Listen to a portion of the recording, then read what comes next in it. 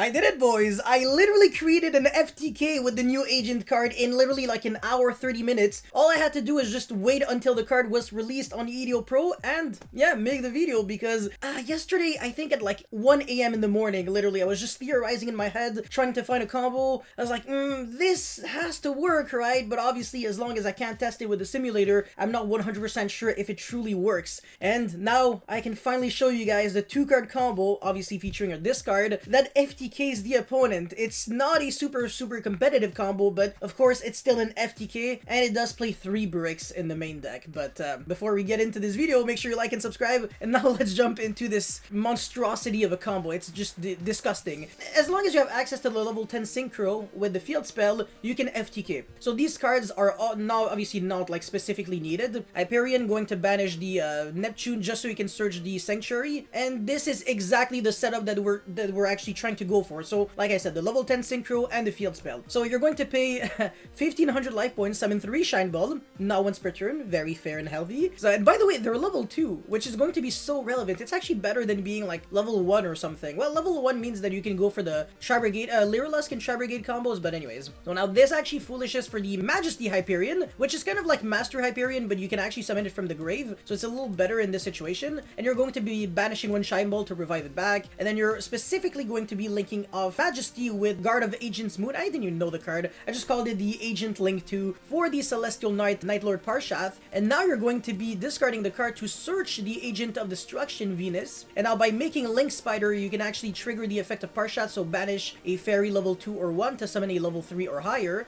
And you're going to be linking for Reprodoke. So this is where the disgusting part of the FTK actually comes in clutch, because all the cards that we used up until now are like pretty legitimate cards for the Agent deck. So no weird shenanigans. Yeah, now this is where we actually get into the weird cards that you have to play in your extra deck and the 3 bricks that you have to play in your main deck. At the same time, even though they're bricks, they are considered Taketomburgs and not Garnets. So even if you draw every single one of them, it's actually not like the end of the world. You can still full combo. You still need like a 2-card, kind of like a 2-card combo to get to that level 10 Synchro. Anyways, that Reprodokus is going to transform the Shine Ball into an insect, and you're going to make Guardian Rose Maiden because this conveniently happens to be a level 3 tuner. So you're going to be searching Black Garden, and I want to say any combo that uses Black Garden, it's so obvious that it's going to be FTKing, so this is one of the 3 bricks. And now you're going to be making Insect Shinobi Hagakurimino. How did I come up with this? I have no freaking idea, but don't worry, it obviously gets worse.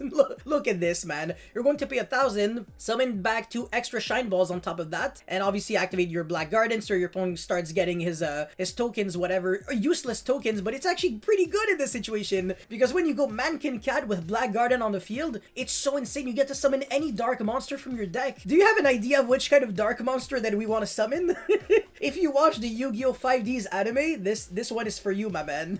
It's gonna make you happy. Look at this, man. Earthbound Greater Line Walker. During your main phase, you can search 1 Earthbound Immortal monster from your deck or graveyard to your hand. So exactly like I said, if you hard draw the bricks, it's not bad because you still get to discard them and then recycle them back. Yeah, Guardian Rose Maiden also recycles back from graveyard to hand on top of searching from deck to hand. Yeah, these are the 2 first bricks, and then the 3rd brick is going to be the Earthbound Immortal monster that you search, on top of, like I said, the weird cards that you do have to play in your extra. And look at this, man! We're searching Uru, not even a Silapiscu.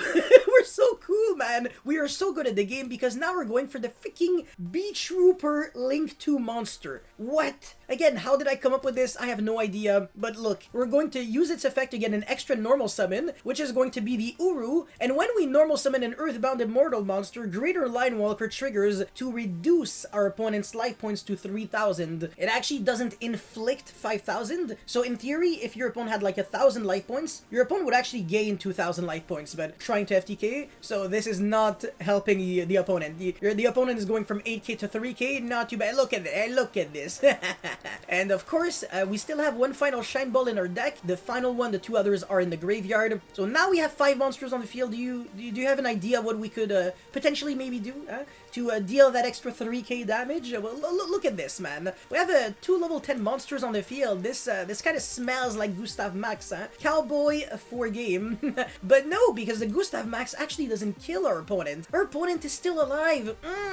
How can we kill? I just don't see it. 1,000 life points, and we don't really have anything specific, and that's it. That's all the bricks that you need. The other cards in our extra deck, one of them is like a pretty legitimate card. The other one is like a very sketch card that has never seen the light of play ever, and it's not a Gave Dragon.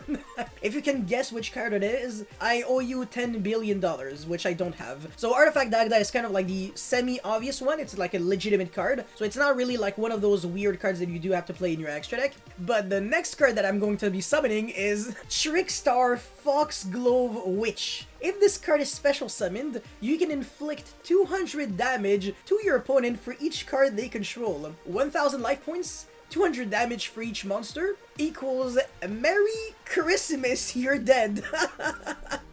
2-card FTK, literally just level 10 synchro and field spell, 1 discard, that's it, that's all. You can draw all 3 bricks, still combo. I mean, what can I say, right? What can I say? Even though I'm showing you guys an FTK, it doesn't mean that this is going to be dominating the meta. Definitely not. I do believe that the card is overpowered, the Agent of Destruction Venus. I really think it's really good, but it's not going to be super meta impactful unless the deck actually gets more support to make Venus a little more consistent, maybe make it kind of more searchable. Unfortunately, since there's no like Sanctuary in the sky in either Venus Creation or Destruction, it's kind of hard to integrate these cards into your deck because obviously the Shine Balls are bricks. Can't really, you know, mess with that. Unfortunately, yeah, that's really it for this mess or beauty of a video. I don't know how you guys want to call it. Make sure you like and subscribe. Seriously helps me out a lot, and I'll see you guys next time. Peace.